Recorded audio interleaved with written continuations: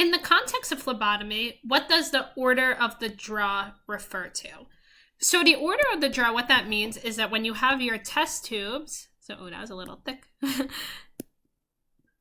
Let's say that these are your tubes and they have the different tops. So I'm just giving them different colored tops. Some of these tubes have preservatives in them, depending on what kind of test you're doing, if they need to prevent clotting, and other tests just are a clear tube. So you want to avoid any contamination that could affect the results of the blood in the tube. So for that reason, you would collect them from the patient's blood sample in a specific order.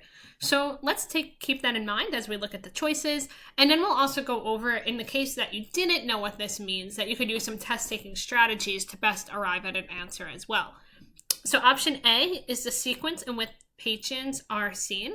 And no, we're focusing on the context of phlebotomy, right? So even if you didn't remember what order the draw is, you might see this and think, oh, there's a sequence to it. Maybe that's the answer order.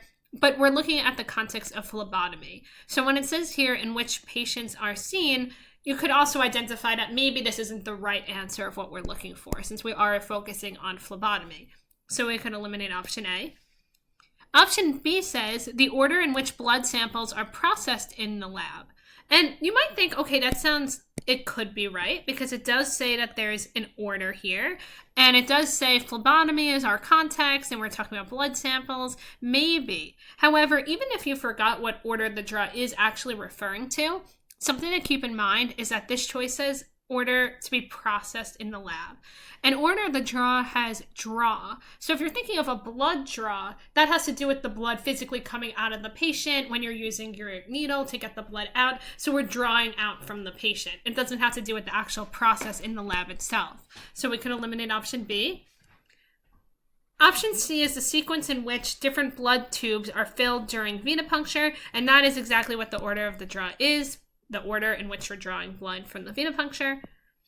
And then option D says the order in which equipment is cleaned after the procedure, and no, we're focusing on drawing blood from the patient, not cleaning equipment, so we'll eliminate option D. So that's how we arrive at option C, the sequence in which blood tubes are filled. This is what order the draw is.